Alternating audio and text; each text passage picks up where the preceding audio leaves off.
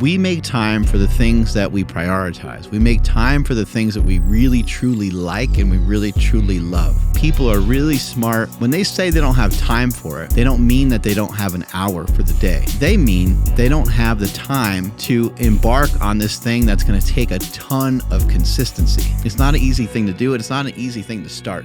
But I would say one of the easier things that you'll ever do in your life is just start. Because after that, there's more work. Can the person that's currently fat, can they look a little bit better in a short period of time? Yeah. Where can people start when it comes to the diet? The best diet to be on is meat, eggs, fruit, repeat. If you're not hungry for meat, don't eat. And if the things in your pantry are way more appealing to you, that's fake hunger. You don't actually need food at the moment. All right, everybody. Welcome to Saturday School. I'm your host, Mark Smelly Bell. Turn to page 43 because I said so. That's the page that we're on. And Saturday School is an opportunity for me to teach and for you to learn. So some of you may want to get out a pen or a pencil and maybe take some notes on what we're going to be talking about today. And for today, we're going to be talking about getting in shape and shaping things up and shaping your future, shaping 2025, 24? What year are we in? Where are we? It doesn't matter. Maybe people are hearing this at the end of 2024. Yeah, who knows, right? Yeah. Anyway, shaping up your new year. And I personally believe that the best way that you can positively impact every single thing in your entire life is for you to work on getting in better shape. It's really, really rare that somebody is in the exact shape that they want to be in. Even somebody that's super lean, even somebody that is already in good shape, a lot of times they're like, man, my cardiovascular sucks or my strength sucks. And they still want to be shaped up or they still want to be in better condition in some other way.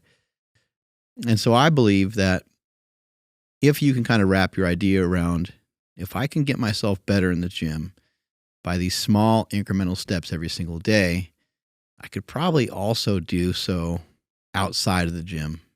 I could probably be a better husband. I could probably be a better dad. And there's no reason to sit back and get sad about any of this. There's no reason to feel like a failure. The whole point is that this is a practice and this is something that is going to give you some room to grow.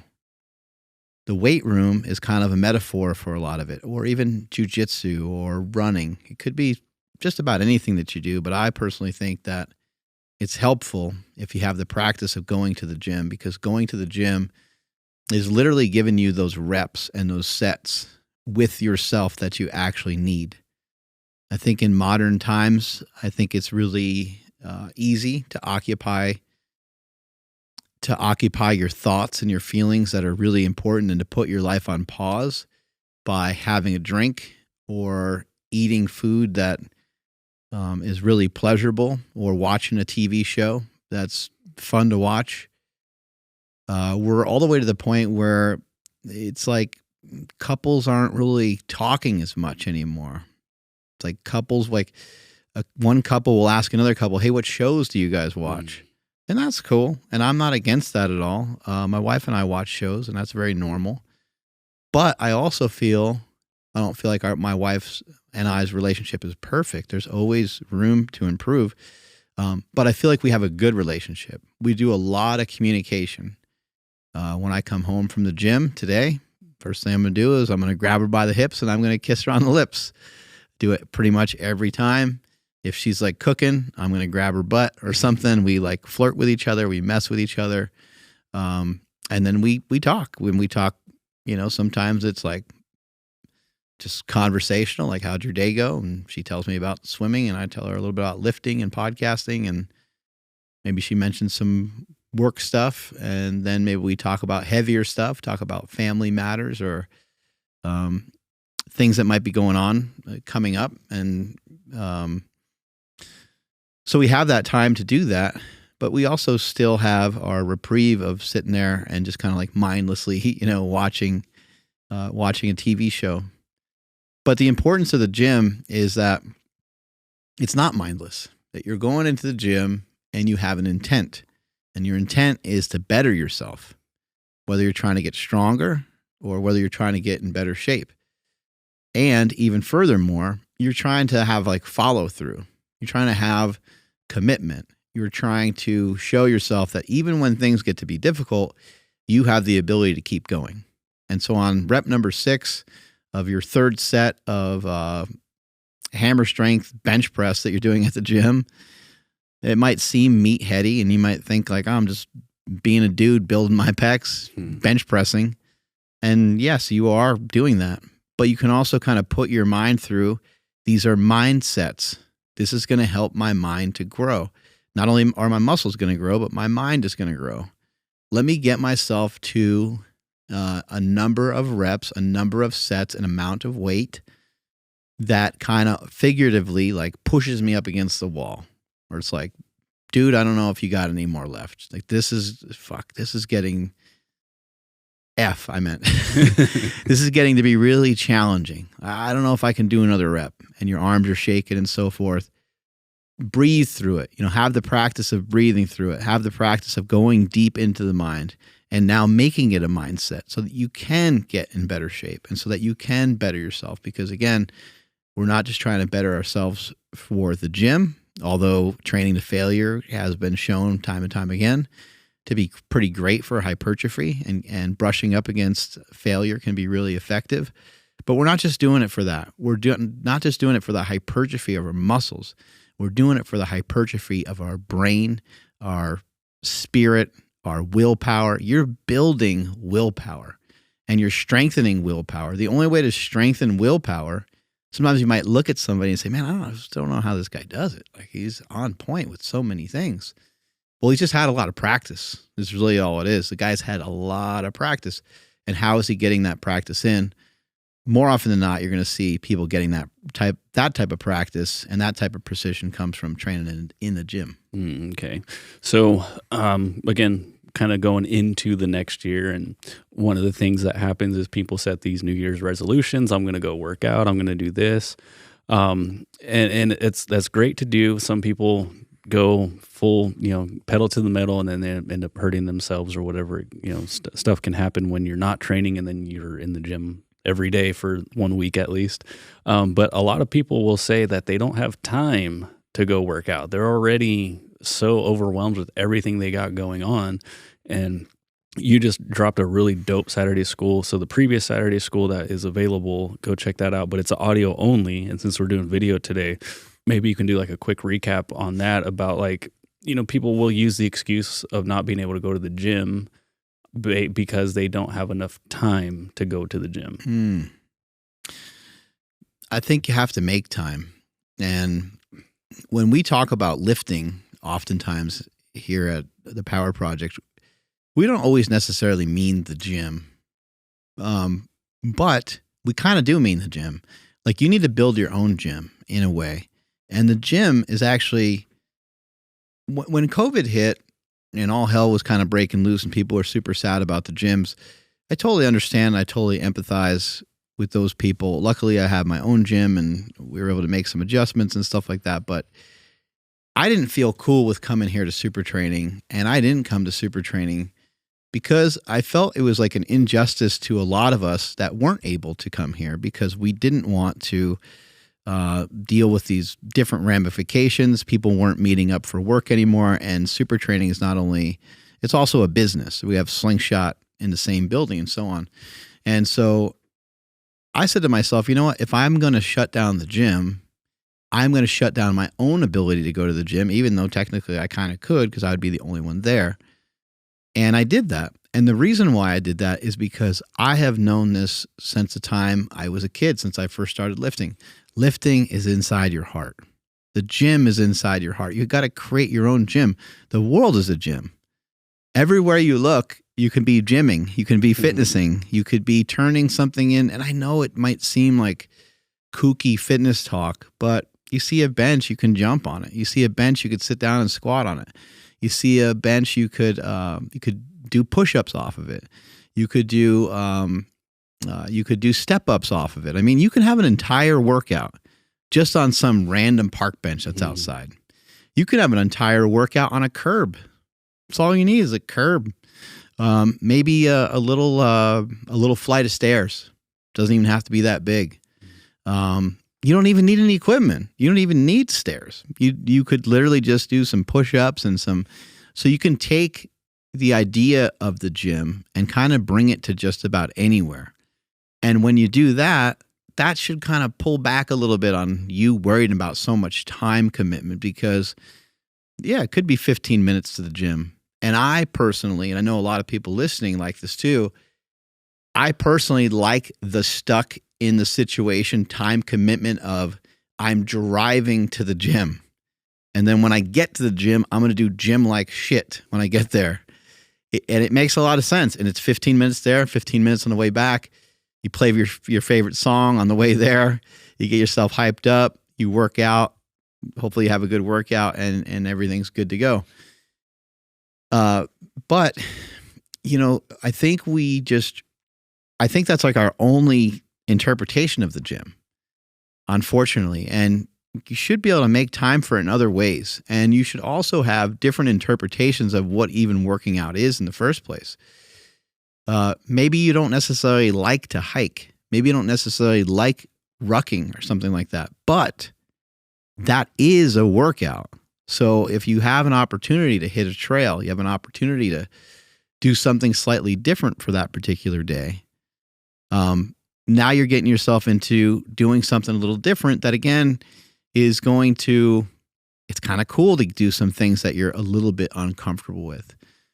And again, if we're just going back to like trying to make time for stuff, we make time for the things that we prioritize. We make time for the things that we really truly like and we really truly love. We make time for the things that we enjoy. And so you're going to have to find like, what is it that you enjoy? And maybe like I would just ask somebody, ask a friend who likes to mountain bike. Say, hey, the first time you went out on a trail and mountain biked, how was it? Did you love it? Was it awesome? And they'd be like, no, man, I actually fell off. You wouldn't even believe it. Like I tried to take my son. He's 9 years old. He was a pain in the ass. He cried. I fell off the bike. He fell off the bike. It was awful, right? Like usually the first time that you do something's like not going to be great. And so therefore you're kind of starting to think like, I don't really know if I have time for this, because you're not only thinking of the time that it takes to actually do the thing, you're also thinking of the time commitment that it takes to get in shape in the first place, or to get conditioned to it to where it's second nature. If you just pull the bike out of the back of your truck, and I mean, there are a lot of people, like I don't even have any idea how to do this, like with mountain biking or something. I don't even know how to like transport bikes other than like just chucking them in the back of my truck, And I know there's special like bike racks and shit, right? I don't even know how to be part of that team or be part of that squad. You know what I'm saying? Like there's all these little things that you have to kind of pick up. And I think that people that aren't maybe exercising, the people that they feel like that. They're like, I don't know. I see these people with they got certain shoes and certain clothes when they're wearing like tight stuff that looks really nice. I don't even know where they get all this stuff from. And so there's probably so much of that going on in your head. But I think that people are really smart and they have a lot of great intuition in understanding when they say they don't have time for it, they don't mean that they don't have 15 minutes. They don't mean that they don't have an hour for the day. They mean they don't have the time to embark on this thing that's going to take a ton of consistency. And I think that is probably, it's a smart way to look at it because it actually does make some sense, but it's flawed. And here's why. If you look at consistency looks something like this when you first start doing something. Let's take the gym as an example. And you say, I'm going to go to the gym on Monday. And you finally show up. You finally actually go on Monday.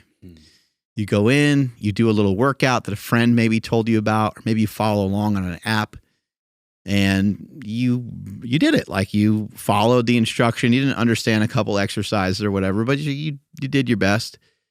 And you wake up the next day, you're a little sore, but you go again. So you made it Monday, Tuesday. Wednesday rolls around and you're just like, holy shit, I'm really sore. I got work, I got kids, I got this and that. Start to kind of make excuses so you don't go on Wednesday. You miss Thursday. Maybe you pick up going on Friday. You had every intention of hitting up the gym on the weekend, but you're snuggled in your bed with your wife and it just feels good, so you don't go on Saturday or Sunday. And then it turns out that you miss Monday the next week. And you miss Tuesday. Wednesday rolls around, you feel guilty. Boom, you're back in the gym. You made it back in there. Maybe you go in on Friday. So week 1, you went 3 times. Week 2, you went twice. Now it's week 3. Maybe you go 2 times again. Week 4, you go once. Now somebody at this point, they might be ready to quit. They might say, I just can't get it together. And what I would say is, no, this is what consistency is. This is how it looks. This is how it starts. If I was to ask you to weigh yourself every single day and you weighed 200 pounds and you wanted to be 170 pounds, if you weighed yourself every day, the consistency of it, it would look like this. You would weigh 200. I'm giving you this list of food that you should be eating. So day 1, you weigh 200. Day 2, you weigh 203. You're like, oh, that's interesting. Day 3, you weigh 200. Day 4, you weigh 203. Day 5, you weigh 199. And it just keeps going up and down and up and down. The next week, you weigh in at a certain time and you weigh, 195 or 197 or something. You're like, oh, I'm getting progress. But the next week, on that same exact day, you weigh 201 again. Like, this is the way that this shit looks. You're working on getting your shit together. But over time, week 1, week 2, week 3, now week 4 goes on, and now you're like, oh, I was 198 this morning. The next day, you're 197. A couple days later, you're 196. A couple days later, you're 198. A couple days later. And it just keeps going up and down enough just to mess with your brain. But if you're really paying attention, you're actually making progress. And that's what consistency will look like when you're trying to. No one else is making you accountable for this. This is you. This is you versus you. This isn't school. This isn't work. Someone might be like, well, it's weird, man. I don't have any problem being dedicated to work. Yeah, because you'll get fired. There's so much accountability there. And I could say, hey, if you don't exercise, you're going to die. But you're like, no, I'm not. And you'd be right. You're not going to die today just because you're not doing something. But over time, your health span could be compromised. Not so much your lifespan, but your health span. You could be, and even furthermore, I think you could be losing access to what you know that you have and what you know that you used to be able to do. And I think that's a really brutal one. I think oftentimes people are shaping their future off of their past, and it doesn't feel good. And they look in the mirror and they say, man, I'm 40 pounds overweight. Like, I don't even want to look in the mirror anymore. I'm 50 pounds overweight. I don't even want to see that. Well, why would you say you don't want to see it? The reason why you'd say you don't want to see it is because you know the potential that you have and you know where you were before. The body keeps score. The mind keeps score. Your body keeps track. You used to be able to chuck a football pretty good. You used to be able to catch pretty good. You used to be able to throw a baseball pretty, like, you used to do these things pretty good. You could jump pretty good. You could run decently. And now shit ain't working the same way. And so even though you may not love exercise, and even though that exercise isn't going to all of a sudden assist you in living way longer, it's going to help get you back some of the shit that you lost. I know that it will. It has for me. It has for me for sure. You have a fitness and athletic potential, and it was probably already pretty decent at some point in your life for most people. Hopefully you had parents that gave a shit and they forced you to do stuff that you didn't want to do, like some sports and stuff like that. Mm-hmm.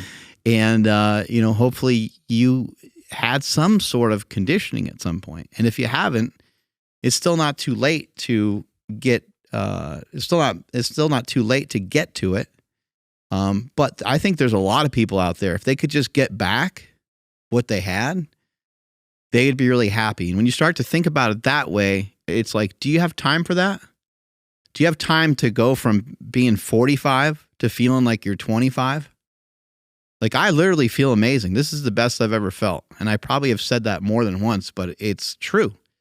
I continue to feel better. I have absolutely no pain. I did smash my knee on something like a couple days ago, and I thought I was going to fucking die. And I was in a room of like friends and kind of I don't even know. I was in the room of like some high level friends, and so I just tried to play it off, and I smashed my knee on this machine, and then I walked over to another machine, and I'm like, I'm just going to play this off, and I'm just going to talk to everybody the way that we're all talking, and I pretend nothing happened. But all of a sudden I started sweating, and I was like, I'm going to pass out in front of these guys. This is going to be the most embarrassing day of my life. Oh my gosh. But luckily, that shit didn't happen. That sucks, dude. I know you've been there a million times. Oh man. Yeah, because I mean, being around you guys, being at super training, it's like, oh, no way the smallest guy in the room hurt himself. Like, didn't see that coming. It's like, no, I'm good. You try to you try to manpower it. And it seems like the quieter you are, the worse it gets, because you can focus on the throbbing, like, whoomp, whoomp, like, fuck. That's exactly what's going on. I just started sweating. I'm like, oh my God. At this point, nasal breathing while you're asleep is no longer something that just us bros do, but people are realizing that it can make a big difference in your sleep quality, your recovery, and all aspects of sleep. That's why hostage tape is so important, because many people have their mouths drop open while they're asleep, they're snoring, and that really affects the quality of their sleep. And that's why many wake up groggy and not feeling extremely rested. Hostage tape will allow you to tape your mouth shut even if you have a beard. Us bearded folks can put the tape on and can be confident enough that when you wake up in the morning, the tape will still be on your mouth, which will help you breathe through your nose. And they also have nose strips if you're someone who struggles breathing through the nose. Those nose strips will help you open up your airway and breathe a little bit easier while you're asleep. How can they get their hands on some hostage tape? Yeah, you guys can head over to hostagetape.com/powerproject, where you guys can receive mouth tape and nose strips for an entire year for less than $1 a night. Again, hostagetape.com/powerproject. Links down in the description, as well as the podcast show notes. So, are you able to tell, like, everyone, like, on average, from what you've seen, how long it takes for somebody to keep hitting the gym where they feel that momentum start to swing and they actually start to get energy from the exercise? Because a lot of people hear fitnessy people talk about, oh, I love going to the gym early in the morning because it energizes me for the day and blah, blah, blah. But like, I remember when I first started and I would do that, I would just want to go home and go to sleep because like I was done. Like I didn't want to face the rest of my day because I kind of wasted all the energy I had. At what point do people make that shift where like the gym becomes something that adds to their day as opposed to pulling away? Yeah, a lot of times that first workout is going to feel terrible. A lot of times that first recommendation of, hey, it would be great if you started out with a walk around the block. Like think about if you were to recommend to your dad or someone you care about that's a little older, say, I know you don't really love working out and don't love exercise, but think you can walk here and there. They're going to report back to you and be like, hey, that 10-minute walk felt like shit. Because it's not used to it, And maybe like one 10-minute walk wouldn't bother them. But if they did multiple walks, they'd say, hey, you know what? My feet are starting to hurt. I notice my knees are starting to bother me. Because there is like a break-in period like you're talking about. I think a lot of stuff takes time. It takes a few weeks. It takes a few months. And it's going to take time sort of no matter what. And so that's why when you first start going into the gym, I think you should really take your time with intensity. I think that at first, maybe for the first like month, like just get yourself used to some of the machines and some of the people and some of the different things going on there. And I would maybe write down on a piece of paper or in your phone in your notes, maybe 2 things you would like to accomplish at the gym for the day. And it could just be, and I'm talking like just 2 things, like 2 exercises. Like, oh, I saw a guy on a leg press on my way out of the gym last time. I'm going to try that machine out. So give that machine a try, and then, try just some other movement. Like, I would like to start to bench press again. And you hit that movement up too. And then you have a couple of things that you did that you can like feel good about, but you're not doing so much that you're going to feel awful either. And so I think just the old school style of a couple sets of 10 reps, light, medium, heavy works really well, where on set number 1, you go light, set number 2, you go medium, set number 3, you go heavy. All the reps look similar. Your last rep of your last set looks like the first rep from your first set. So if you did 3 sets of 10, that's 30 repetitions. And the last repetition you do, you want that to look clean. You want that to look like rep number 1. Shouldn't be a lot of like squinting or making a lot of crazy faces or a lot of grunting. It should be pretty easy. And I know that like it's interesting because I think people, they want it to be hard. They want to go in, they want it to be like tough. They'd almost rather than listening to the advice we're giving here, they'd rather go with their friend that works out like a lunatic and kind of white knuckles everything. And I would say that there's not really a ton wrong with that, except for the fact that if you're new, it just might not be sustainable, and it's also probably completely unnecessary. You don't need that many sets. You don't need that many reps, and you don't need that intensity. You're new. You don't need to use 40 pounds. You can get away with using 20 pounds and still have outstanding results. So if you care about like your joint integrity and your ligaments and tendons, and you care about like a bigger future, then I think it's important that you really take your time. And I think people have like a warped image of like maybe how I've done some things, but I've been lifting for so long. Like I lifted for decades before social media ever came along. And then the main stuff that people saw from me was like the bigger lifts, bigger squats and bigger deadlifts and bigger bench presses. But if you look at most of those, occasionally in training, you'll find some ugly lifts, and you go, "Oh man, like that was, that probably cost them something." But for the most part, I tried to do everything with as much precision as I could. And a lot of times the weights that I was using, even though they were heavy, they were like 92% of my max. They weren't always like 100. They were things I could reasonably do. The 854 bench that I did, that one took a while, and that was like scraping the upper limit of what I could do. 1080 squat, I actually moved that pretty good, and the weight, I don't want to say like it felt light or anything, but I was able to execute the lift pretty good. Same thing when I squatted 1,000. So I think even the people that are more advanced, they'll actually use weights that are very appropriate. And a lot of times, the most advanced lifters I've ever seen, they wouldn't really miss weights in training. They wouldn't go so heavy that they couldn't do the set. I'm trying to make sure, out of all the different bodybuilders I trained with, and I've trained with probably about 20 professional bodybuilders, and none of them went so heavy that they couldn't handle the weight for the allotted amount of reps. Like if they were like, "Hey, we're doing like a set of 12," we would do a set of 12, and yes, they might need some body English on a couple reps. But it wasn't like, oh, like he's going, like you can see when someone's going way too heavy. In fact, it's like the opposite way, which is interesting. It's the new guy. It's the guy who's overzealous. It's the guy who's pumped up and excited. He's just trying way too hard. And it's admirable. It's cool. But man, you don't need the weight stack on your seated row, bro. Like you're fine. You're okay. Like just do half that amount of weight.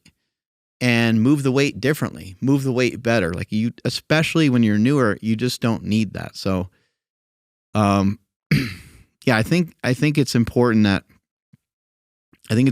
people just really understand this whole thing is going to take a long time, which some people do. Some of the people that aren't participating realize it takes a long time. But for other people, you're going to have to just really lock in and enjoy the process, enjoy the fact that it's going to take some time. Mm-hmm. This is kind of like a weird question, but you have helped a lot of people in person, not just online and stuff. But what is a common thing that people fear when it comes to working out? Like, like I remember for myself, like I just didn't know what the heck I was doing. So I would get really nervous to go to the gym. Sometimes I would talk myself out of it, like just because I'm like, ugh, like I don't want to look silly while I'm there. But just for people who maybe have some, maybe not fear is not the right word, but they have some resistance from going to the gym. And I just want to hear what you've heard the most, just so people understand that like they're not alone when it comes to kind of feeling a little bit of resistance when it comes to entering a gym. Yeah, I think one of the fastest ways to overcome fear in the gym is to latch on to a friend, latch on to somebody. And if you feel like you don't really have a friend that's in it, maybe you go to a gym and you just try to latch on to someone's there. There's a lot of people that will sort of take you under their wing. Mm-hmm. You kind of see like the older lifters in the gym. A lot of times, they're with some newer guy in the gym, and hopefully nothing too weird's going on there. Maybe there is. But, a lot of times people will get kind of, just like it happens in jiu-jitsu too, right? Oh, yeah. You got and the guy, a lot of times the guy that takes you under their wing, it's not usually the best guy. It's like somebody who thinks they can help in a different way. They're offering their help in a different way. They're not the most built person. They're not the most shredded. And maybe they don't know the most information, but they know enough. They know plenty for you to get kind of started. So sometimes there's those types of people at a gym, and I think you'd be surprised. There's a lot of people there that are willing to help. And I think the fastest way to get over the fear of worrying about like going into a gym and, I wonder what people are going to think of me. And I don't, it's an interesting thing for me because I started lifting so young. And then like, I was sort of like, if you can kind of picture this, I was sort of like underground forever because I was in my own gym. And then now if I go to a commercial gym, I almost always get like recognized. So it's kind of fun and kind of cool for me to go to a regular gym. And so I kind of skipped out on some of that process. And then plus I started really young. And by starting really young at like 13 or 14, even going into commercial gyms, none of that was there because I just wasn't thinking that way. Mm-hmm. I wasn't, it's kind of like when you're a kid and you play baseball, if me, you, and Nsima were to get up at bat and somebody was to throw an 80-mile-an-hour fastball down the middle of the plate, I would be nervous and I wouldn't be so pumped to do it in front of you guys. Mm-hmm. I would want like practice before I ever do it because I'd be like, this is going to look silly. Mm-hmm. I'm going to like look horrible. I would be self-conscious about it. It's different for me, right? So I skipped a lot of that though with lifting because I went when I was young. If we're all swinging those bats when we're little kids, I wouldn't care. I'd just be like, oh, that looks like fun. Mm-hmm. I'm going to go kind of do what they're doing. So I think there's a couple things going on. I think number one is see if you can team up with somebody to go into the gym. Number two is just try your best to relax and just make it fun. Like all you're really trying to do is you're trying to get some exercise in. Everybody at the gym, that's their whole goal. They're trying to get exercise in too, whether it's to lose some weight, be healthier. Maybe some people in there want to be bigger, gain a little muscle mass. Everyone's there for like a similar reason. They want improvement on their body. They want improvement on getting in better shape. And back to kind of what we started with in talking about like shaping, like you're shaping, you're sculpting your future. And it's a difficult thing. And it's not an easy thing to do. It's not an easy thing to start. But I would say one of the easier things that you'll ever do in your life is just start. Because after that, that's where there's more work, there's more time commitment. Now you started something, and that friend that you're going to the gym with, now you kind of have a relationship with them on going to the gym, and now you're kind of accountable. Like you're sort of like you got yourself in this little bit of a jam. but hopefully you can use that situation as being something that keeps you and holds you accountable to that. One more thing I want to add too is that when we were talking about time and the time commitment and how long it's going to take before you kind of like actually feel good from exercise, I think it depends on what kind of exercise we're talking about, and it depends on like your conditioning and your shape. But for general terms and general purposes, I think most things, if you start something and you do it twice a week or so, 3 times a week, it'd probably take about 3 months. You're not going to feel amazing, but you're going to start to feel what other people are talking about. You're going to go, oh, that last workout was pretty good. I kind of did feel a little extra energy burst. And even along that topic, I think it might be important for some people to spend the money on getting like a trainer or coach. Having a trainer or coach with you can really help.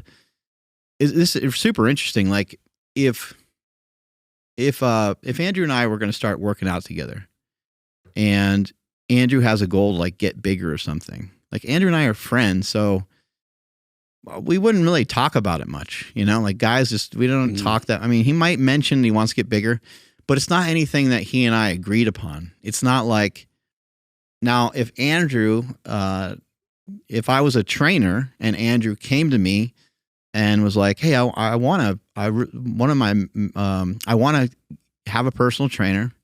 I say, okay, that's great. Let's talk about your goals. What are you hoping to get from this?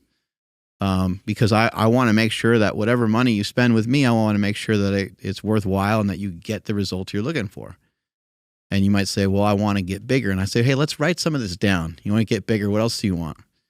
Well, now you're writing it down. Now it's in your mind. It's not any longer just stored away in the back of your head. It's now more in like the front of your head. And by writing stuff down, it's amazing. Like, I need to practice this more. And I just started getting back into like writing some stuff down. But writing stuff down can be really important. And it's interesting that it would take like a personal trainer to get you to like write something down, because you could just do it yourself. But having that trainer and having that accountability, okay, we have agreed upon something that we want to work towards. We have an aim. So now the whole entire setup of the workouts everything just became so much actually easier, even though there's hard work ahead of us, because hypertrophy takes time and it takes intensity and it takes precision with even like your nutrition and all kinds of stuff. We just made everything way easier. The whole process is going to be way more simple because we have something that we're actually aiming towards. And so it's funny because that practice of writing something down is very easily done by yourself. Mm-hmm. I'm happy that you brought that up, because for the first time ever, my wife and I, starting 2023, we have this like big whiteboard, and like I was using it for like writing like workouts and all kinds of other random things. And we just took it and we're like, all right, we're just going to write down all the goals for 2023. Again, first time we ever did it. And that's sick. It's so dope because we actually have like the dates when we could check things off, like get the home gym set up or whatever it may be. One of them that I had actually on there was like abs without trying. And, I can write the date when I actually started seeing the abs without me ever even thinking about it. And it's just cool because it's like, well, maybe it's coincidence. Maybe it's not. It could also not be that. But when it comes to like the gym and fitness and all this stuff, it's really easy for us fitnessy guys to talk about like how great it is and the benefits and whatnot. But how does getting in shape physically help? Like, how does it start to spill over into other aspects of someone's life? It starts to spill into other aspects of your life quickly because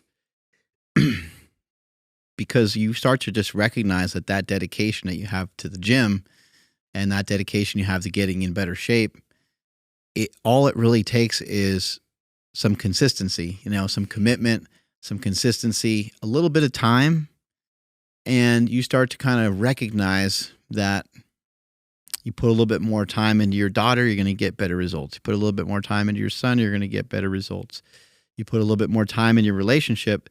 Now, sometimes we're not like really conscious of this, and that's where it helps to not just be a meathead. That's where it helps to like, think of other people, because I think this endeavor, that you're undertaking it's an endeavor of self-exploration, but it's also an endeavor of personal development, personal improvement. And that personal improvement needs to extend outward into other people. It can't just be, it could be, but you're probably not going to feel great because it'll be boxed in and you'll just kind of be by yourself. And I don't think we're meant to like be by ourselves in this world. I think that we need other people, and we need love. We need relationships. We need hugs. We need interactions. We need really good interactions with other people. Maybe not a lot of other people, but we need interactions with a good amount of people in our lives, whether it's your own children or an uncle, a grandfather, a grandmother, a brother, a sister. I think all these things are really important. There's so many hormones attached to all that stuff. Obviously, you have things like dopamine and things like that, but you also have serotonin. Like serotonin is like a hugging kind of a drug in the brain, or chemical rather. And I think it's interesting because when you get yourself in shape and you get yourself some of the goals that you want fitness wise, it takes some organization and it takes some skills. You could take some of that organization and some of those skills and bring it into your day to day, but it's not going to happen. Like I did mention that it will happen fast, but it also is not going to happen like automatically. Like some of it will be automatic because you'll feel better about yourself. You have more energy. Therefore, you'll be able to spend more time, or you'll be able to, you'll just have more energy for other people as well because you created a body that's more efficient. Not to get too technical, but you'll hear a lot of people talking about like mitochondria and how many Americans are metabolically broken. Their mitochondria doesn't work as well as it used to. And just by simply being healthier, by shedding off some body fat, by getting in better shape, you can make your metabolism a lot more efficient. Once that metabolism is more efficient, you're going to have more energy, even though you're expending a lot of energy. And so some people might be like, well, I'm going to be way more tired. Yes, again, at first you probably will be. But when you get your body used to this energy expenditure, you are going, and you're consistently eating properly, you're going to have more energy. And the more energy that you're able to put into stuff, I think we think of energy just as like being like all hyped up. But energy goes way beyond that. It's if you have enough energy, you don't have any problem being diligent. You don't have any problem like taking your time. Like I don't know how many people watch Survivor, but my wife was watching the Survivor finale last night. And what they do is they fatigue you in those challenges. And then they have you try to untie a knot. And then they have you try to use dexterity. They had this one drill at the end where you had to stack these plates up. You're on the beach. You had to stack these little tiny plates up, but you had to do so via like using this weird stick / claw thing. You would pick up this little tiny, it was more like a disc than a plate. And then you had to walk across the sand, but not only were you walking across the sand, you had to pick your foot up pretty high and put it over top of this kind of spongy style of rope. And if you touched the rope would make everything shake. It would make all the plates fall. Oh my God. So you had to get to the other side, stack the plates and go back, stack the plates and go back, and stack the plates and go back.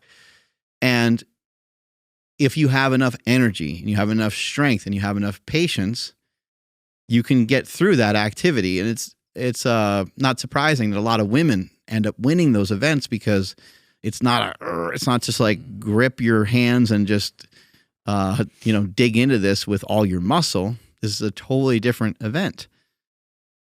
And just kind of watching this woman go through it, she just had this tremendous amount of dexterity, tremendous amounts of patience. But for any of those individuals that were doing that event, if any of them were like low on energy, they would be even less efficient at what they were doing. It would be even harder for them to do it. And so getting yourself in shape takes a lot of organization, getting yourself stronger, getting yourself just more fit is going to be something that if you can do that, how many Americans can do that? Like, how many people do you see at an airport, at a mall, walking down the street? Like, how many people do you see where you're like, yep, that guy's fucking ferocious. That motherfucker's got it. You know what I mean? Like, it's not that often. I mean, here and there, you'll see someone who's like kind of fit. You know, here and there, you'll be like, oh, okay. Guy gets a head nod. Guy's got a little calves, a little forearm. You're like, hey, what's up? You know? But it's different, though. It's different when you see the unicorn and you see the guy, and a lot of times it's, I don't know, just think about how many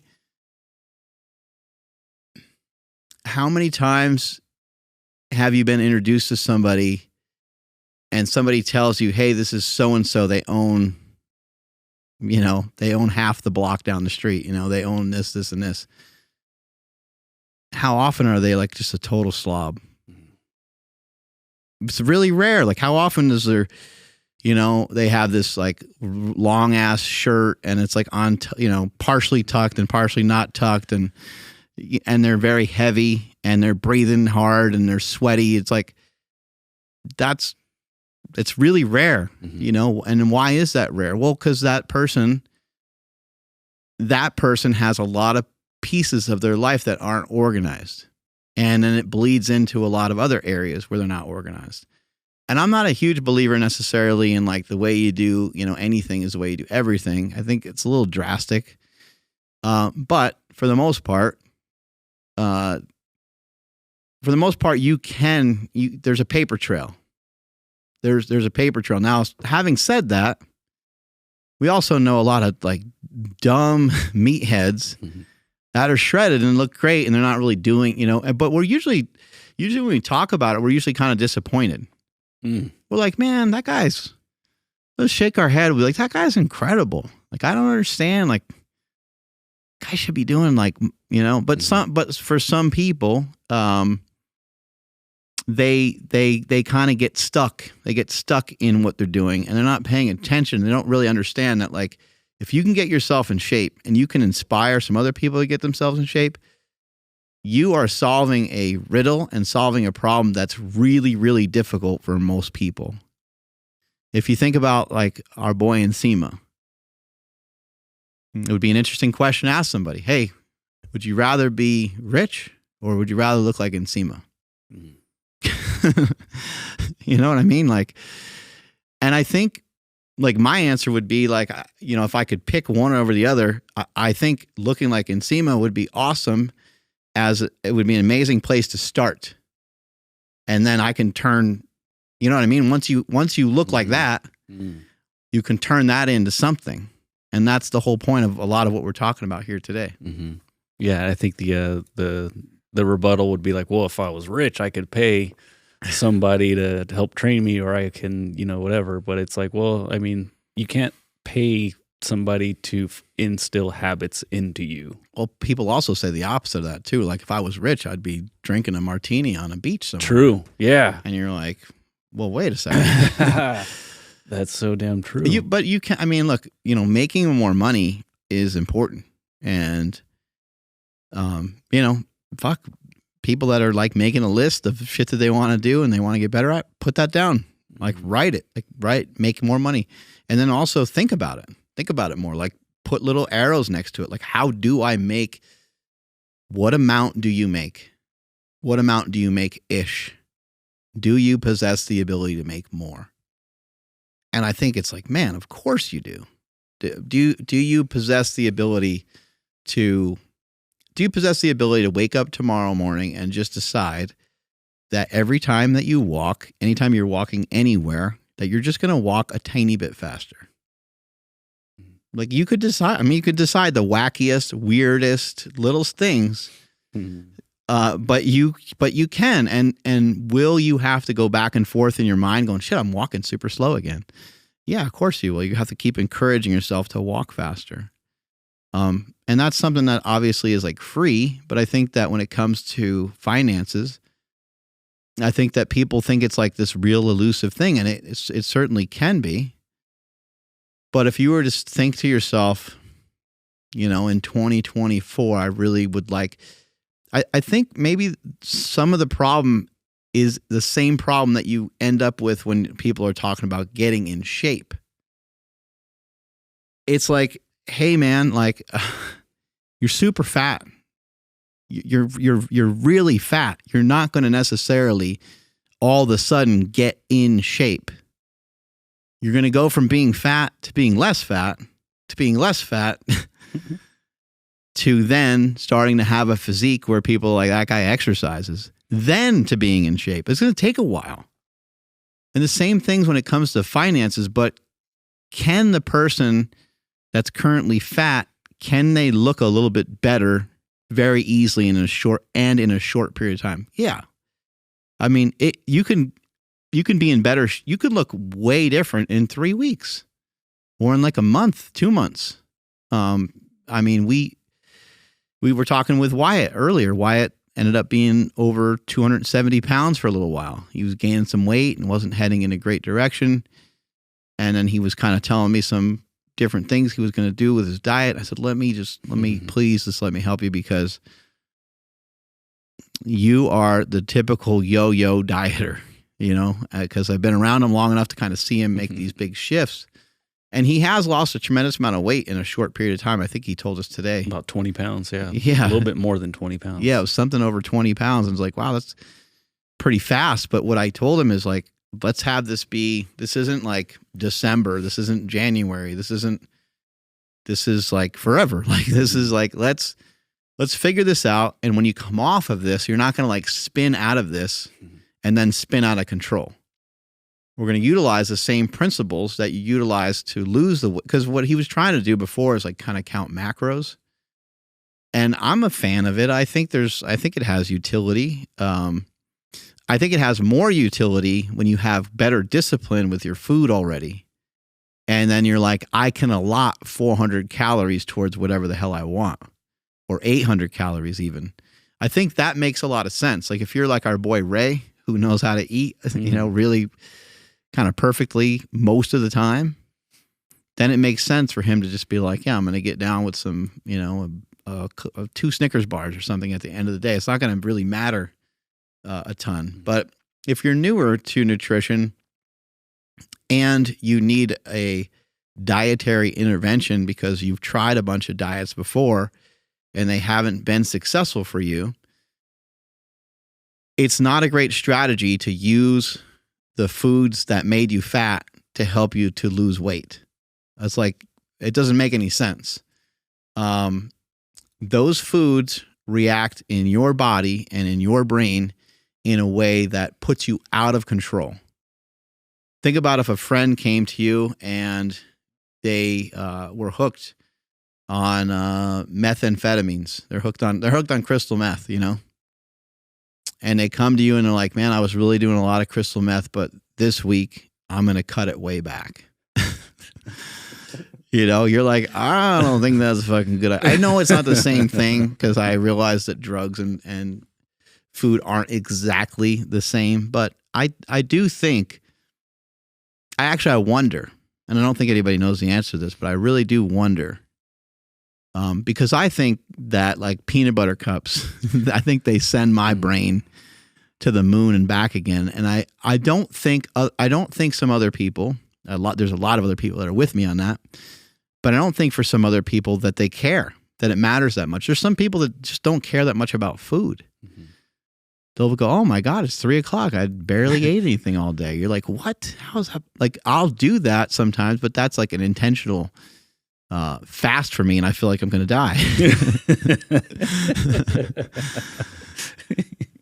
So there's some people that they don't really care that much about food, and it you know, it has a slightly different impact on them, I guess. They're just like, oh my goodness, I better go eat my bag of baby carrots. Yeah, exactly. Really? Power Project family, foot health is something that we talk about all the time on the podcast, and that's why we love Vivo Barefoot shoes. But we love them not just because they are flat, flexible, and wide, but also they don't look bad. They look actually really, really good. These are their new boots. These are their Modus trainers for in the gym. These are some of their casual shoes. But when you look at a lot of barefoot shoes, some people get turned off because they don't want to wear those shoes outside. And that's understandable. That's very understandable. But with Vivo, these shoes look so good, and they're so good for your feet that they're almost a no-brainer. So, well, they are a no-brainer. Andrew, how can they get some of these kicks? Yes, you guys got to head over to vivobarefoot.com/powerproject, and you guys will receive 15% off your order. Again, vivobarefoot.com/powerproject. Links in the description as well as the podcast show notes. So, I mean, yeah, we did kind of talk about getting in shape, and then you just talked about diet right now, because that's like the other, well, not the only other piece of the puzzle, but it's a huge piece of the puzzle when it comes to shaping and sculpting a body that you can be happy with. Where can people start when it comes to the diet? You know, like there's a lot of information. There's probably the most information about anything, and it's going to be diet stuff. Like there's just so much stuff to get lost online. So what's some good direction for people to start with? Yeah, I forget what the stat was, but it was like, you know, it was like 80% of the top 100 New York Times bestsellers, like every year, are diet books. It was like something wild like that. You're like, oh my God. Like, and that's still the case or something like that. You're like, holy shit. There should be one. I know, right? It doesn't need to be. Yeah, like, oh, I read that, you know, and it should have happened a long time ago, right? Yeah. Yeah, it's like everybody should have read that one book, and everyone should be, you know, good to go. Yeah, man, you know, again, I think the easiest advice when it comes to diet is that if we eat the foods, if we eat foods that are as natty as possible, it's really hard to go wrong. And you can go in whatever direction you want with that. Like if you want to eat more plants, you can go that way. If you want to eat more meat, I think you can go that way. In terms of like being able to control your body weight, in terms of like overall health and like longevity and like all these other things that people talk about, it does seem like, you know, getting the right amino acids in can be a little difficult on, you know, these kind of vegan style diets, but there's a lot of people who are figuring it out pretty well. And there's a lot of people that are getting along on those diets pretty well. And then also on the carnivore side, like you can make an argument that you might be missing some nutrients there and so on. But I think that the both sides are fighting, right? The vegan side and the carnivore side, and both sides seem to work pretty well. Like both sides seem to assist people with weight loss. Are both sides helping with the same type of weight loss? I'm not sure on that. I don't know what the data shows when somebody does a vegan style diet versus a carnivore diet, and if there's like less, you know, muscle mass and things like that. Anyway, I'm not going to even bother to speculate on any of that, but what I think is important, and I think what both sides are kind of saying is like, okay, there's people on the vegan side that don't think it's a good idea to eat animals for multiple reasons. However, I think both sides would agree on it makes a lot of sense to eat things that are natural. And like, what's natural? Well, I would say like all forms of meat, or most forms of meat that aren't like ultra processed, I think are natural. Things like salami and pepperoni and not that kind of stuff. Sausage, those things are okay. I think they're not horrible to eat, but it's easy to overeat on them because of the flavor profile of those things. They're mixing a lot of things together. But meat, eggs, fruit, vegetables, I don't think you need a whole lot else surrounding that diet. If I was to mix in a little bit of extra stuff, I would throw in a little bit of dairy. If I was to mix it, if you can handle dairy, if I was going to mix anything else into that mix, I would say some sort of potato or some sort of rice. If you eat those foods, you should be able to manage everything pretty well. If you eat those foods and you have a hard time managing your body weight, then you might have to look at a couple things. You might have to look at, okay, how much rice and potatoes am I eating? Am I really just killing the amount of like carbohydrates I'm eating, which shouldn't necessarily be a problem, but it could also be a problem because you could also be overeating fat. And if you're overeating fat and carbohydrates at the same time, not literally at the same time, like in the same meal, but if you're doing that day in and day out and you have a caloric surplus, it's going to end up in you gaining excess body fat and you gaining weight. For myself, that's exactly what my diet looks like. I eat eggs, I eat meat, I have protein shakes. I have like some cottage cheese, I have some yogurt. When I say I have some cottage cheese, it's like I might eat cottage cheese like once a week. When I say I have some yogurt, I might eat yogurt like once or twice a week. Potatoes and rice, same deal. I might eat a potato like once a week or twice a week. Rice, I might have a serving or two of rice once a week, twice a week. Not once a day or twice a day, once a week or twice a week. I don't think there's any problem with those foods in terms of body fat. But again, it depends on how much fat you're consuming in your diet. I think it's important to also look at fat calories. And this is like, I don't know, we just have all these overcorrections all the time. In the 80s, there were a lot of books and there was a lot of information talking about going low fat and these low fat diets. I think one of the problems with any style of diet when somebody tries it is one of the key factors is that you're not overeating. And what happened with the low fat movement was people went low fat. They reduced their fat calories, but then they still overate. So there was a lot of there was things like snack wells and some other things, and people thought it was the sugar that was making people fat. And I am a person that does believe that your choices in your foods do matter, and that potentially some of those foods could be more harmful than others, and they could lead to insulin resistance, and they can lead to, because there are some people, and there's many even countries where there's a lot of people that have diabetes and they're not fat, which is just the craziest, most interesting thing.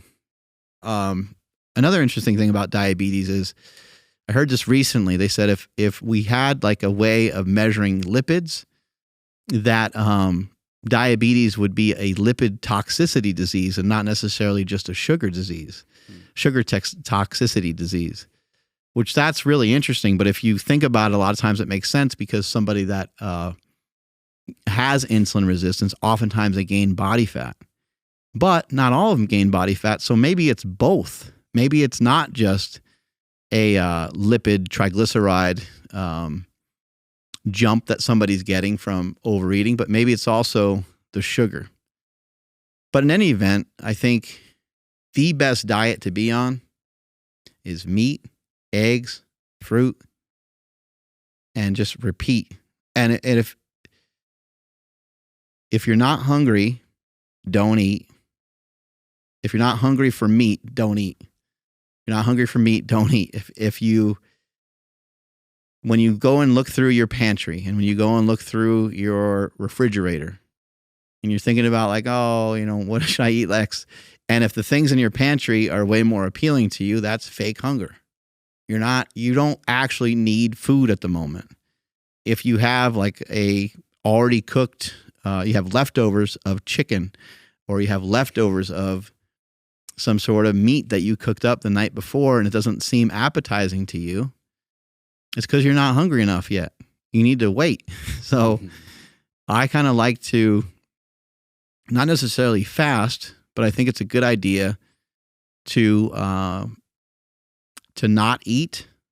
And then when your body is hungry and ready for more meat, to eat. So eat, don't eat, repeat. Eat, don't eat, repeat. And when you do eat meat. It's really frustrating though. So I talk about how I have 2 meals a day. I have breakfast is a bunch of eggs. I don't eat anything till dinner time, which is steak and rice.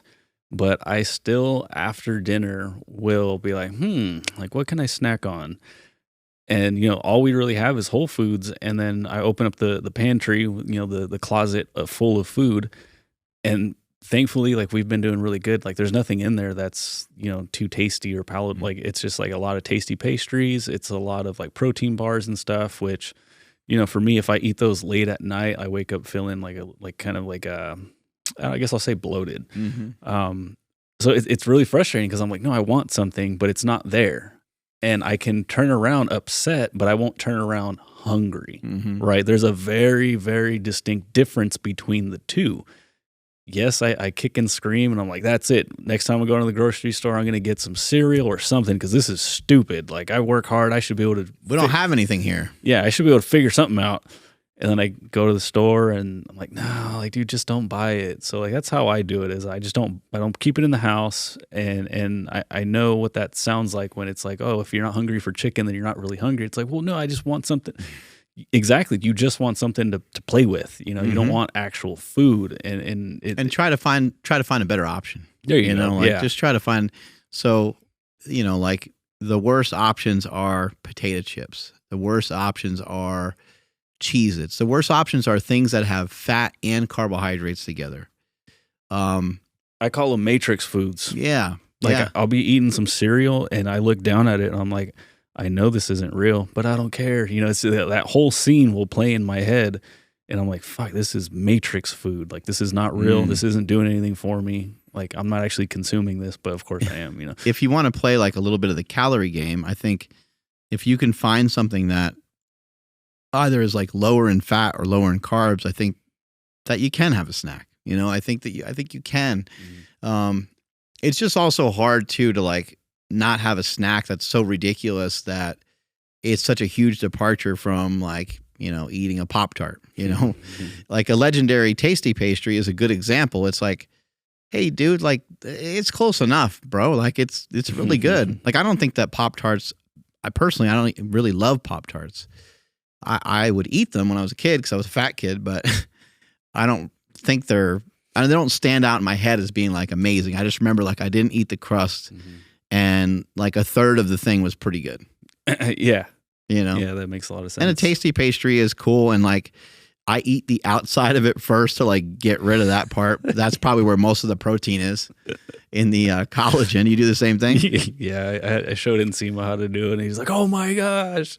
'Cause sometimes he's like a little brother to us, and you show him cool things. And and that happened to be because remember when with Pop-Tarts, he's like, "You guys cook them?"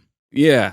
And then like, he didn't know that you're supposed to put them in a toaster. And then because I wanted to talk about the Ninja Creamy, but when we're talking about the Ninja Foodie Grill, it's in the name. He was like, I didn't even know it had a grill function. And I'm like, that's the reason why we buy that one. Yeah, right. But as far as ice cream and snacks and tasty things, getting a Ninja Creamy is a game changer. I think that thing's going to change the world. A Ninja Creamy is amazing for those of you that aren't sure what we're talking about. We've talked about it a bunch, and you need to get one. Yeah. I want to say they're like under $200, right? Yeah, they're somewhere. Dude, I'll check right now. But whatever the heck it costs, it's worth it. It's totally worth it. And what you do is you just take your favorite protein powder, you blend it up, and you throw it in this little tub that the Ninja Creamy has. You have to put it in the freezer. It probably needs 5 to 6 hours of freezing. A day to be safe, really. Yeah, 10 hours, let's say. Overnight. Yeah. And then you'll have this tub of rock solid stuff that you can't do anything with yet, and you put it in the Ninja Creamy, and you push a couple buttons on the Ninja Creamy, and boom, you got some ice cream. And you don't really... I know there's like recipes and people get all fired up about like all these different things to put in there, but you can keep it really simple. I think you need some sort of base, because if you just use water, it can just be too weird. But use some like Fairlife, or use your favorite kind of milk. Dump some of that in with whatever your favorite protein powder is. We use a Steak Shake and the Full Carnivore Steak Shake, along with This Is the Whey protein. Those are amazing. They all taste really good. You dump some of that in there. I think collagen can help thicken it up. You use some other stuff to thicken things up sometimes too, right? Yeah, I'll use xanthan gum. So Andrew will use a little bit of xanthan gum. I mainly just use collagen, and the collagen sort of makes it marshmallow-y. Don't use too much of it because it will change the flavor. I also will use Within You hydration, and I'll use like a chocolate packet or sometimes salted caramel packet. And that's usually it. Like sometimes I'll squeeze some, we have like chocolate allulose from RX Sugar. We have a couple other things around the house if I want to just make it a little sweeter. When you're feeling frisky. Yeah, I'll sometimes just chuck something else in there. I'm trying to think of different things I've done. I've even put like a little bit of honey in there and some of the vanilla ones I've made. I've blended up some fruit. I've blended up a real banana with the banana steak shake.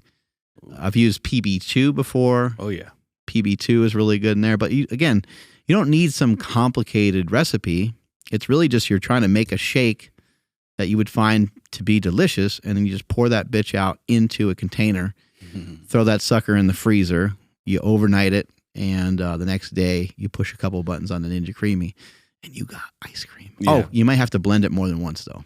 Yeah, but I mean, it's already all out and it's ready to go. It's if you have kids and you're like me, you have a hard time trying to get your teenage daughter to have more protein. Even if you make the plain basic of all basic ice creams with like something like Fairlife protein that just happens to have a little bit more protein than regular milk, I mean, she's getting a really good dose of protein without really even knowing it. Oh, that's great. And on top of that, I'm cool with her having because it has a mix-in feature. So like she'll get some M&Ms and she'll mix them in, and it makes like a McFlurry, and it's just incredible. People need to get that. I wanted to ask you about relationships. You know, we were talking about the gym spilling over into like other parts of our lives. We were talking like kind of like almost on like the financial side of things. How about like, if somebody's trying to better their relationship, they want to be a better person to their spouse in 2024, how can the gym help them out with that? The gym will help a ton with that by you being stronger and being in better shape. So, you see the wife comes home and maybe she went to the grocery store and she's lugging some shit in from the, pop up and help her out. I also think, trying to ask for so many favors all the time, like think about the other person and think about like, what's their vantage point? Like, what's their day look like? Just put yourself in their shoes, put yourself in your significant other's shoes and see what that day looks like. Do they work from 6 a.m. to 6 p.m. and then when they get home, there's dishes and other things to, figure out? If that's the case, maybe, once in a while you get your lazy ass to, do some dishes or, greet them when they come home or something. Just try to switch things up a little bit. Try to lighten up what it is the other person's responsibility is. I think women are pretty good at that, and women know what we want, and they know that we like center everything around food in some way. And I think, at least this is the way it works in my family. Maybe other people have things differently, but my wife knows like if work's getting to be a certain way, or I'm just working many hours or just whatever, when I come home, she'll have like cooked something. And, sometimes when it comes to like other things, like last night, my wife was watching Survivor. I was like, okay, I'll take Quinn to her tutoring. And so I did.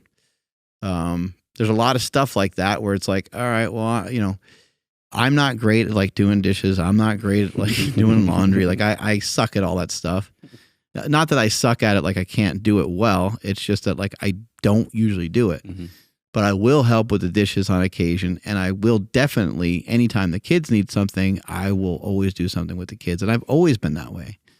And so I'm just trying to think of like what can lighten the load for my wife in a way that allows her to do more stuff, gives her more, freedom or leniency. And so just little stuff like not being a lazy bum and not saying, hey, can you get me a glass of water? Like, if I can get up and get a glass of water, I'll just, get it.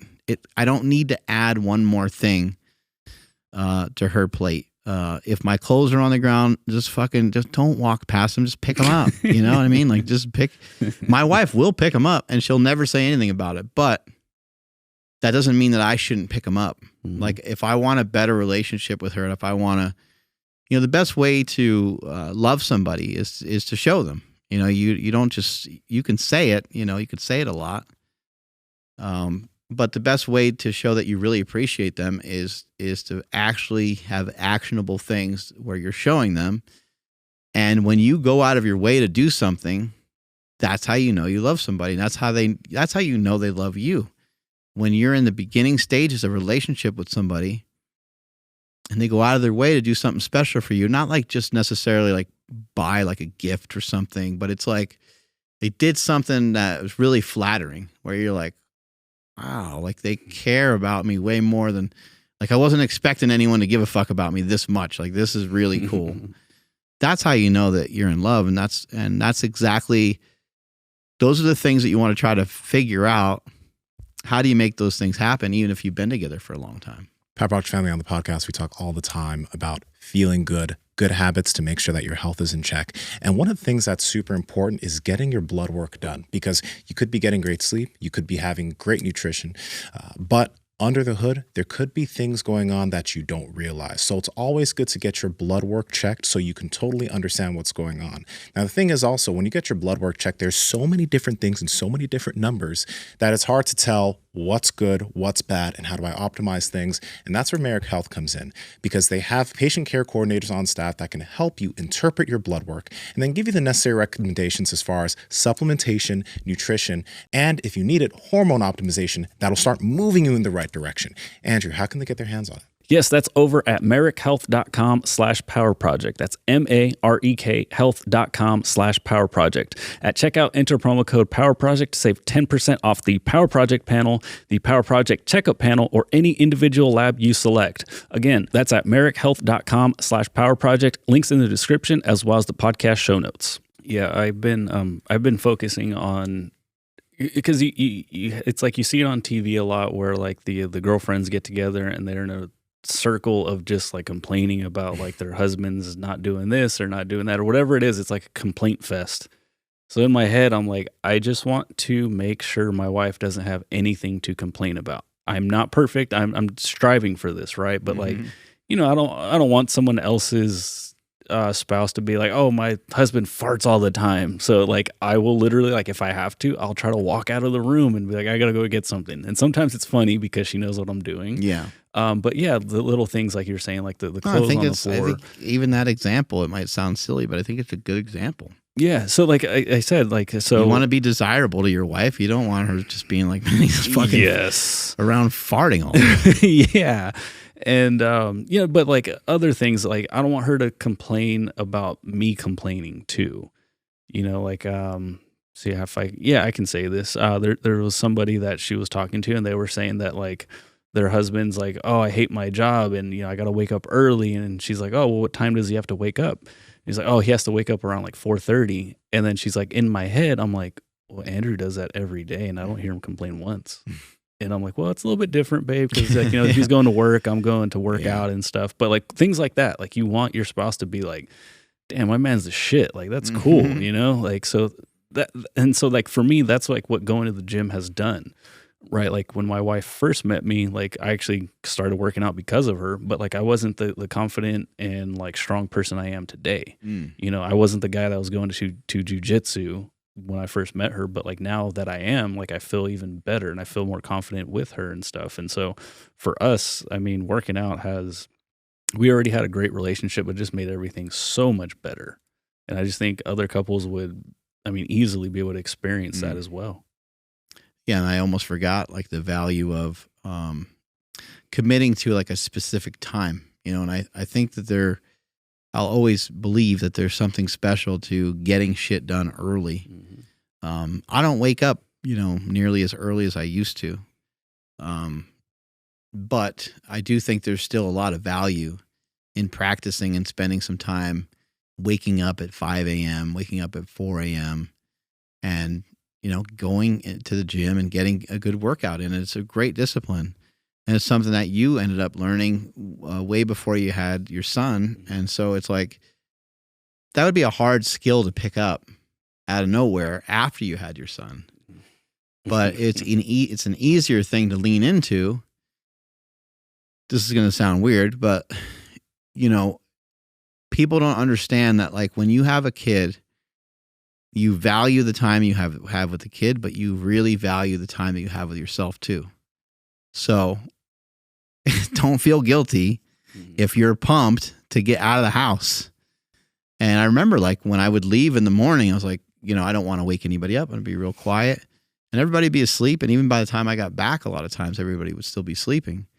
But I'd leave at like 4 or 4:30 or something like that. And like the second I got out of the house, I was like, I'm free. This is fucking awesome. I get to go and, like, do what I love doing. But you don't feel any guilt over that. That's normal, because you're at home and you have real life, real world shit to deal with. And when you pop out of the house for a few minutes, you get to go and exercise, and you get to go and do jujitsu or whatever it is that you're running off to. Mm-hmm. Yeah, we spoke recently about, like, trying to get our schedules together, because I had spent a whole day kind of like here and then at home working on other stuff.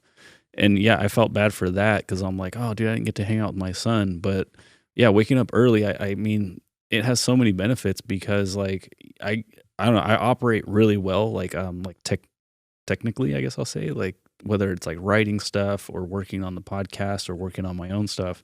For some reason at 5:30 a.m., everything is so clear and smooth and doesn't like, there's no distractions. Obviously, it's more than just no distractions, but it's twofold. It's time for myself, but it's that time that I'm utilizing right now to get work done or get my stuff done, so that at 5:30 p.m. I'm not worried about getting all that work done. And there is something special about waking up early, and then it's like amplified when you're doing it for yourself, because you're actually doing it for the family, in a weird way. And it's just, I don't know, man, it's awesome. If you're not doing that right now, give it a shot. Like, wake up early and do something for yourself. We like to go to the gym, and so that's one thing that you can do. But even if that's not it, start journaling or something. Just do something to get up early. You can split your day up into, like, where every day seems like 3 days. Yeah. So you got your morning window, your morning wood. You got your morning window of, like, exercise and, like, getting shit in that's, like, maybe personal, that's, like, more for you. Then you have the middle hours of the day that are devoted to work, and then you have the evening hours that are devoted more to family. And that's the way every day is for me. And I get what I need to get done every single day, and it feels amazing. I also am not, like, I'm not super critical of myself. I don't look over my, I'm not like a teacher, like, looking over your shoulder, saying, hey, you're doing that math problem the wrong way or whatever. I don't look at myself that way. I don't look at the things that I need to do. Like, if I have a to-do list and something gets bumped the next day, it doesn't bother me at all. It's fine. Like, I'm going to try to, a lot of times it's like, let me try to get to this within the next couple of days. And if it slips by and I miss it, it's like not a huge deal. Like, I'll get to this thing. I think for some people, they get super frustrated. They get down on themselves if they didn't get to that thing. And, it could be something simple. It could be like washing your car, just, there's so many, I have something that I think is really helpful for me is that I hate instituting things that need to be policed, So if you police yourself a lot, if you make up a lot of rules for yourself, you're going to have to police yourself a lot. You're going to have to, like, tell yourself that was bad. You're going to have to tell yourself that you can't do that. Like, what are you doing, man? You can't do that. You're going to jail. You're going to have to, like, come down on yourself hard every time. And so I think we need more, like, generalized plans for ourselves. We need more things that are, they're not so concrete. Doesn't have to happen today. This thing that you're working on that's not your job, because there's things that you will have to do that you do need to get done that are your job. But there's things outside of that. You could be I don't know, you could just be like, you want to start a garden at your house. You also want to look into a different school for your son to go to. Like you got like these 3, 4, 5 things. It doesn't matter that much that you get to it right then and there. And you don't need to be so upset with yourself if you didn't do it. And if you do it, if you do check into these things and that work or that amount of time stressed you out a little bit or threw you off a little bit, and you go home and have a drink and you didn't do your workout that day, don't beat yourself up over that either. Because remember, as I was saying in the beginning, the consistency of all this it's going to be murky in the beginning. It's going to take time. You're more than likely not just going to be able to flip a switch and then all of a sudden be into it. And if you are someone that can flip a switch and all of a sudden be into it, you'll be the same person that gets the flipped switched on them and you're kicked back out of it. So, there's a price to pay, like kind of being, either way, but I don't know. It's kind of the way I see it. Yeah, no, I really like that. But I do want to ask you, like, what are your thoughts on, I guess this is for different things. This is for more than just like the miscellaneous, I gotta, I don't know, clean up the garage or whatever it is, but like something on like maybe like a fitness goal. What are your thoughts on putting like an actual like date on the calendar where it's like, by this date or whatever, like I want this, like actually put it in writing, like we said earlier. Yeah, I think as long as you're like within striking distance of it, I think it's fine. I think there's many different types of goals. There's goals that are like overreaching. There's like big goals. There's goals that are so big they need to be called dreams, right? Like they're in a slightly different category. Like, well, wait a second, that one's for now that's a dream. And your dream can turn into a goal as you get closer to it. Like kind of, I mean, not that you couldn't do it, but it's difficult to make $1 million in a year when you haven't made $100,000 in a year yet. Although it happens, it happens with like professional athletes and it happens with people all the time. So it's good I want to make $1 million in a year. I want to make $1 million, in the future, right? Well, that dream that you have to make $1 million can turn into a goal, as you start to chip your way and get closer. But it also doesn't hurt to have your dreams and or your goals be like pretty big, because even if you fall short of them, you still, like, I don't know, what if you just said, I want to make $500 million, you just start to.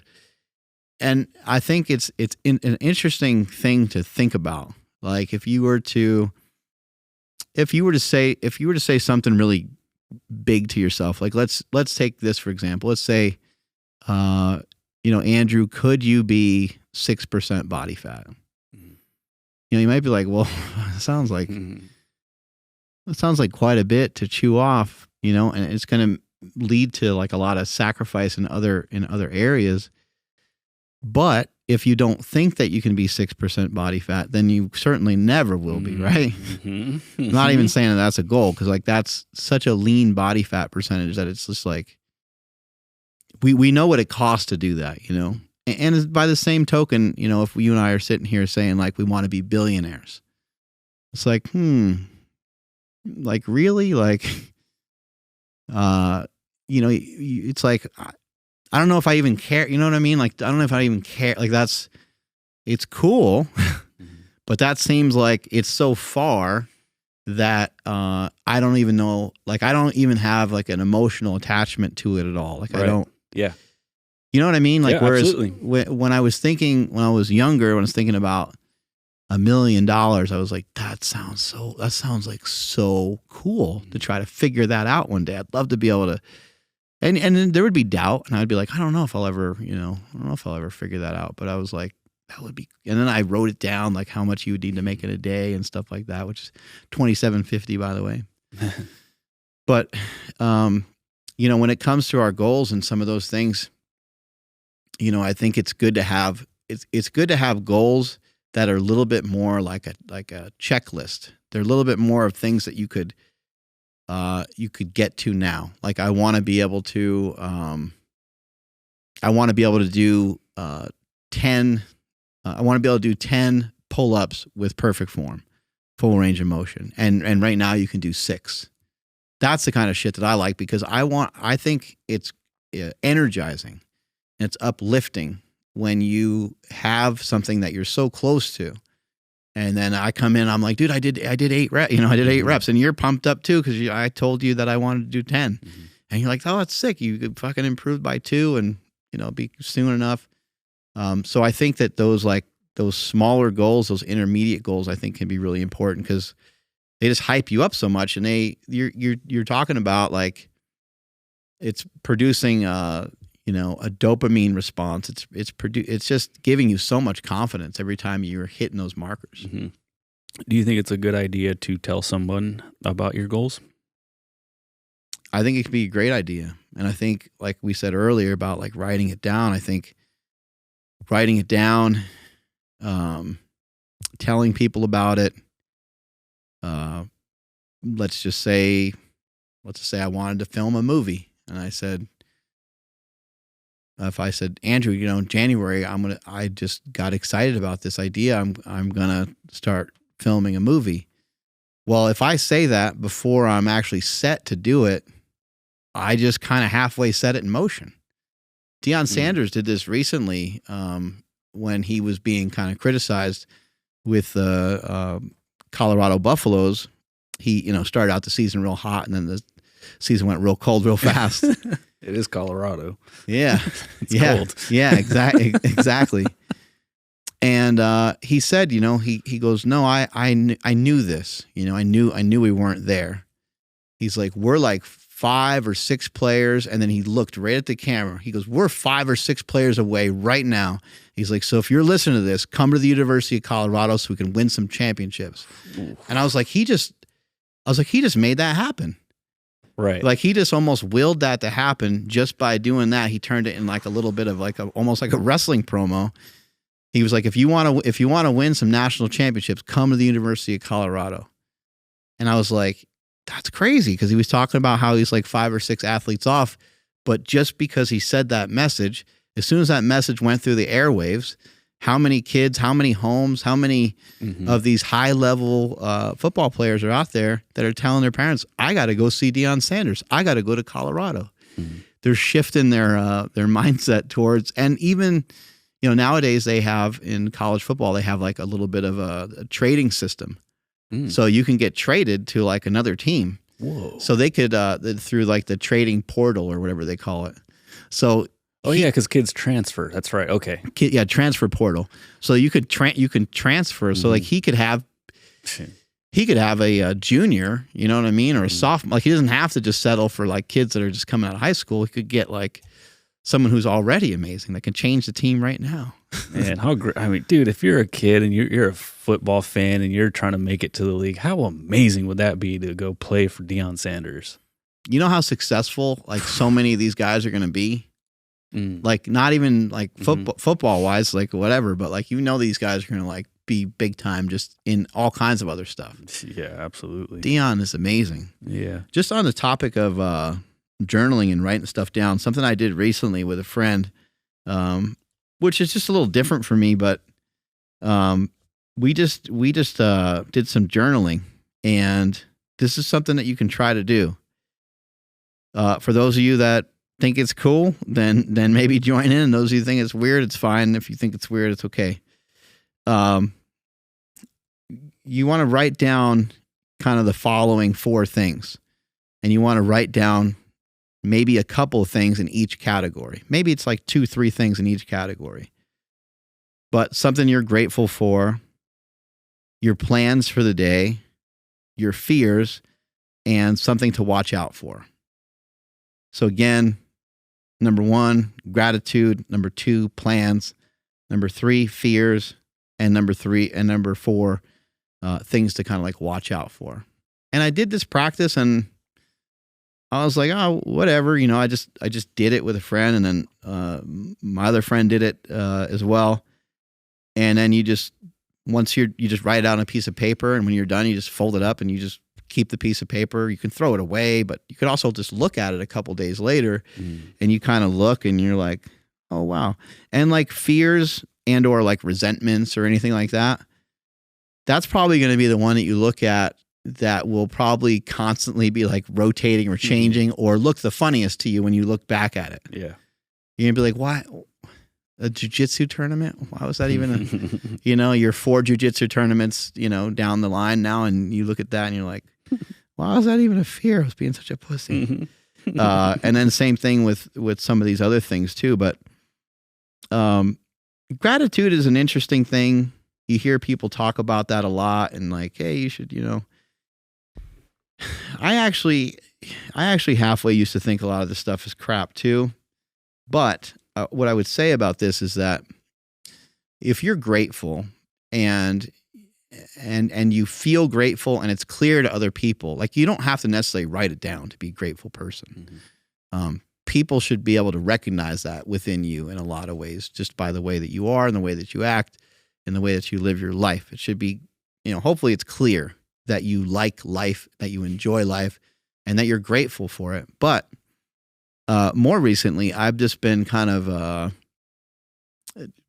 thinking of gratitude and how grateful I am of my body and what it's capable of doing. Sometimes it happens to me on a run. Sometimes I'm done with the run and I'm like, man, that was really cool. Like, I know it sounds silly, but that was really neat for me to be able to run around the block a couple times. Like that felt amazing. That felt incredible. And I think that these things are so sort of like unknown for whatever reason, but I actually think that these things can help a ton with your health.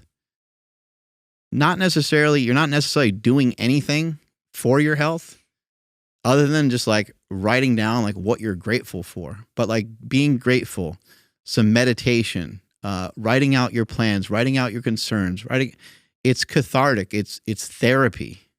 And is somebody with a bunch of scattered ideas that's fearful, that's scared, that hasn't written it out, are they going to be stronger in the world than somebody that has written these things out, that has organized their thoughts around it? Oh, why am I fearful of that? Oh, I'm fearful of that because my dad left when we were really young. And, it's probably this, and this. And yeah, I'm an adult now, but fucking A, that hurt. You start to organize your thoughts and you start to recognize this can make everything that you do stronger. This can make your relationship stronger. This can make it make way more sense why you're so sensitive to what certain people say to you. Maybe it's your dad or your wife or somebody. And you can go, oh my God. Because if you play through this stuff, it will all come to you where this, like, for some people, unfortunately, they have like trauma. For myself, I don't remember having anything real traumatic happen, but there's things that happen in people's lives that are difficult, regardless of how difficult it is in comparison to somebody else. I have a friend that he lost his dad in like 9/11. It's like, I can't think of losing a family member is just horrendous, but I can't think of like how awful that situation must have been for that family and the other, other people that lost people on that day too. It's just horrific in so many different ways. I never had anything that crazy happen to me, but the worst thing that happened to you is the worst thing that happened to you. And I don't have anything else. I can only imagine how my friend felt. I can't put myself in his shoes, but I've had other events happen. And even though I don't really view them as traumas, they do shape you. They do shape you. You have no choice. You have no choice in having some of the things that have happened in your life for good or bad or for better or worse to kind of mold you and kind of shape you and kind of aim you in a particular direction. And so if you can you don't have to like journal and write so deep about like your deepest, darkest emotion. But maybe you should, cause maybe it could be helpful. Yeah. You can work through some things. Yeah, you can. Yeah. And you can work it out. Hey, look at that! Right, real quick for some clarification. So the out of the 4 things, the last 2. So something that you fear, and then something to watch out for. What's the watch out for? Because in my head, I instantly go to something that watch out for that. it could bite. So what's the difference between the two? Watch out for is kind of like a blind spot, like I'm doing all these things that are positive, but like maybe what's the kind of thing to like look out for? Like we love podcasting, and we get talking and we're like, all right, let's go here. We're gonna go to Arizona, and we're gonna go to Colorado, and we're gonna go to Texas, and we're gonna go, and then you go home and you talk to your wife, and you're like, oh, wait a second, right? So it's like stuff like that. What to watch out for would be Stephanie. Watch out. Yeah. Kind of a cheesy question, but do you have any goals for 2024? Yes, for sure. Goal number one is to just continue to get leaner. I'm enjoying this process of leaning out, and I don't know how much longer it will continue on for. I see you eating egg whites. Yeah, because I've been Damn. pushing the envelope on this, but I think I probably need to like define a little bit of more of a goal in terms of like how lean. So that would be smart for me to like write it out. Like, oh, I want striations in my quads. And then once I get there, I can be cool. And then I can make another change from there, just so it's not ongoing forever. But yeah, that's something I've been working on. And another goal is just to get stronger. So I've been bench pressing and deadlifting a little bit more recently. And the good thing is I'm really weak. So getting stronger is not going to be hard. And this is not, I'm not trying to get strong like I was in the past. I'm not comparing myself to my former self for multiple reasons, but probably the biggest reason just being like my weight. I'm more in the range of like 220 pounds now.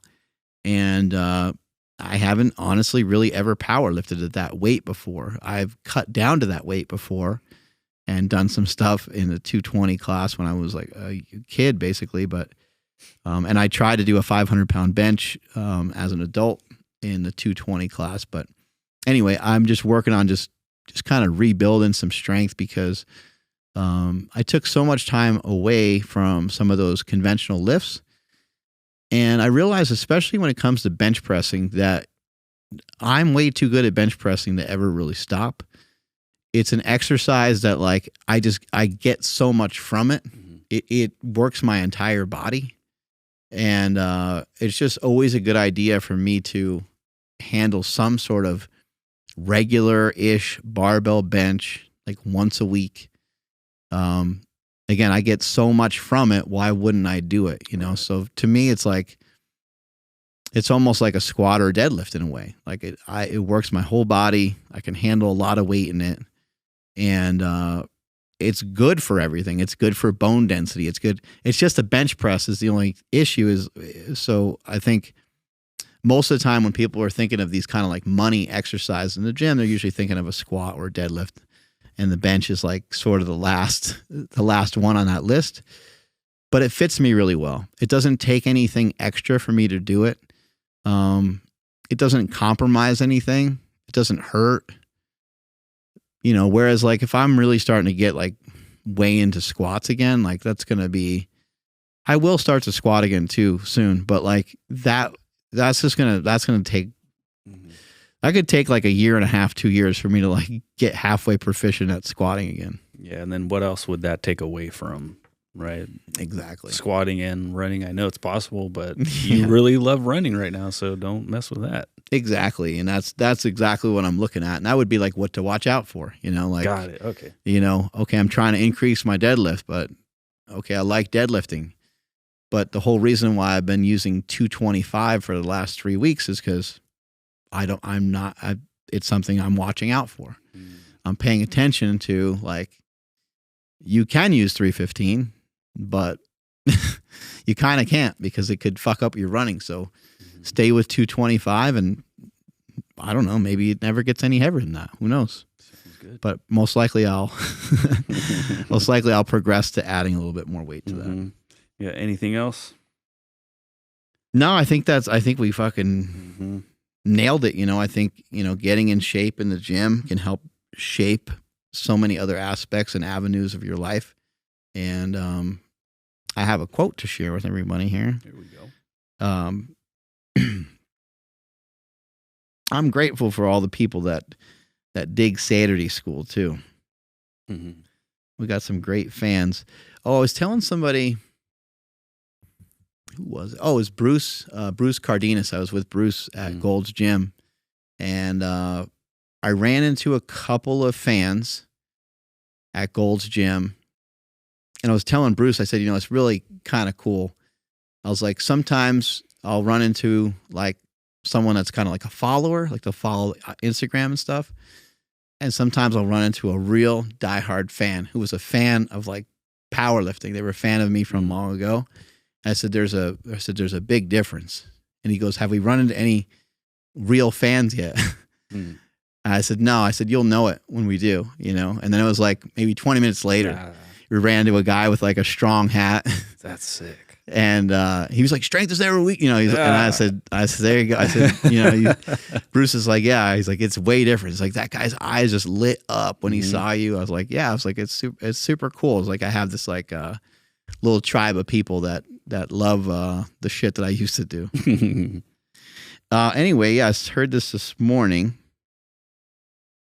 And this guy was basically talking about how so many people, they create their future based off of their past negative experiences a lot of times.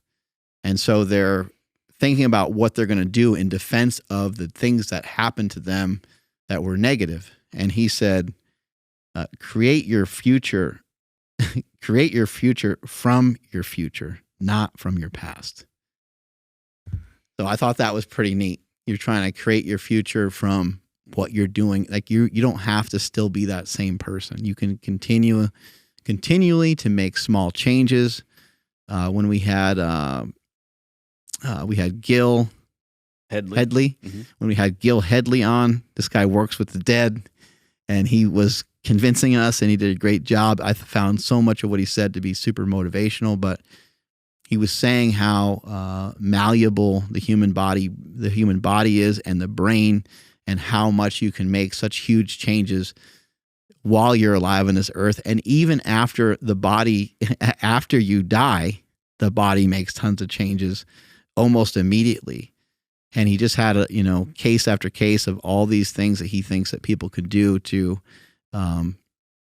help create a better future. So don't just think about, there's no reason for you to talk about fitness in a negative light. There's no reason for you to say, I'm not good at that. And you're not good at it compared to what? Mm-hmm. If you're comparing it to yourself and you haven't really done much of it yet, well, of course you're not proficient at it yet. You haven't really done it much. And just think about the advice that you would give to a friend. If you're somebody that's pretty good with like computers or something like that, but you're not great in the gym, and you're down on yourself for the stuff that you can't do at the gym. If your friend who is good at the gym comes and checks out, or he's on the computer and he's all frustrated, and he's like, man, I don't know if I can understand these things, and what is this thing doing? And you would say to him, hey, you know what? You can learn some of this. And he would say, oh, I'm not good at this. And you could say, hey, settle down. Check this shit out on YouTube. It's really easy to learn. You can learn some of this. You're not going to learn it all overnight, but you can learn like the little stuff at first, and you can fix your computer yourself and stop coming to me for it. All right. Strength is never weak this week. This is never strength. Catch you guys later. Bye.